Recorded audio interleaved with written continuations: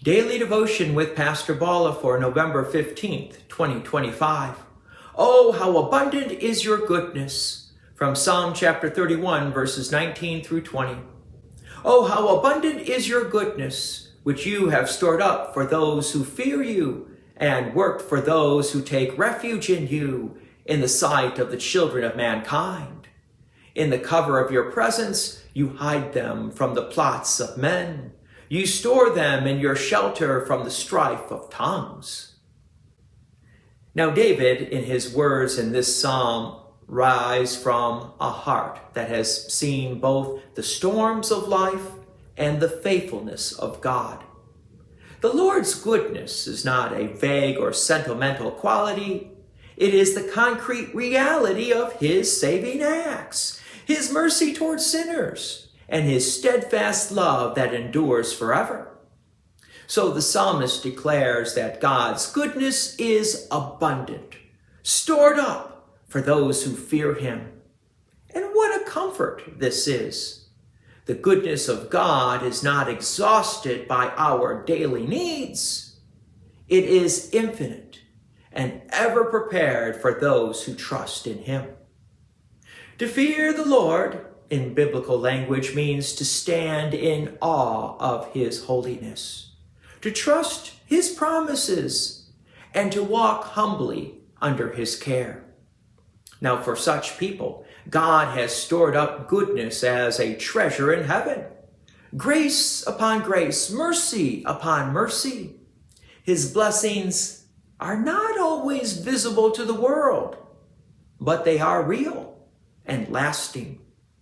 Even when people endure hardship, rejection, or injustice, his goodness remains hidden yet certain, waiting to be revealed in his perfect time.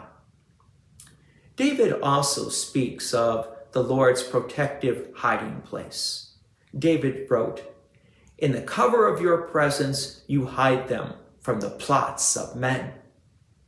Now the image here is one who is sheltered beneath the shadow of the Almighty, safe from the assaults of evil. This is not a promise of a life free from danger, but rather a refuge amid danger. God's presence is the ultimate place of safety, not a location, but a relationship. In Christ, we are hidden with him, beyond the reach of the enemy's final harm. Now it's interesting, the strife of tongues that David mentions reminds us that much of the world's opposition comes not only through violence, but through slander, gossip, and lies. Yet God protects his own. God shelters us from the destructive power of words meant to harm, reminding us that our true identity and worth are secure in his word. In Christ, we see the fullness of this psalm fulfilled.